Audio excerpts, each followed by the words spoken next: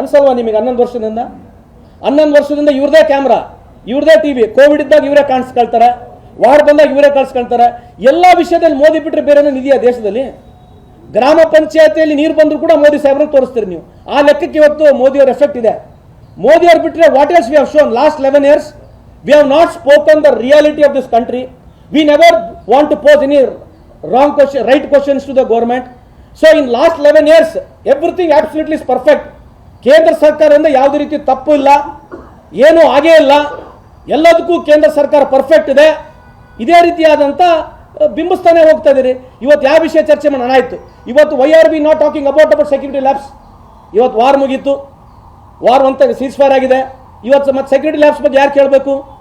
ಇಂಟೆಲಿಜೆನ್ಸ್ನವ್ರ report ಇದೆ, intelligence report ಇದೆ, saying that there could be attack on the tourist ಅಂತ ಇದೆ, ಇಂಟೆಲಿಜೆನ್ಸ್ ರಿಪೋರ್ಟ್ ಇದೆ. ಮತ್ತು ಇದ್ರ ಬಗ್ಗೆ ಸರ್ಕಾರ ಯಾಕೆ ಸುಮ್ಮನೆ ಕೂತ್ಕೊಂಡಿತ್ತು? ಇದ್ರ ಬಗ್ಗೆ ಯಾರು ಮಾತನಾಡಬೇಕು? ಇದ್ರ ಬಗ್ಗೆ ಎಲ್ಲಿ ಚರ್ಚೆ ಆಗಬೇಕು? ಪುಲ್ವಾಮಾ ಅಟ್ಯಾಕ್ ಇದೇ ರೀತಿ ಆಯಿತು. ಏನಿದು ಕೇವಲ ಪಬ್ಲಿಸಿಟಿಗೆ ಮಾಡ್ತಕ್ಕಂಥ ವಾರ? ಏನು ರಾಜಕೀಯಕ್ಕೆ ಮಾಡ್ತಕ್ಕಂಥ ವಾರ? ಯಾತಕ್ಕಾಗಿ ವಾರ ಆಗಿರ್ತಕ್ಕಂಥದ್ದು? ಇದ್ರ ಬಗ್ಗೆ ಸ್ಪಷ್ಟೀಕರಣ ಬೇಕಲ್ಲ. ಇಡೀ ದೇಶದ ಜನತೆಗೆ ಉತ್ತರ ಕೊಡಬೇಕಿದು.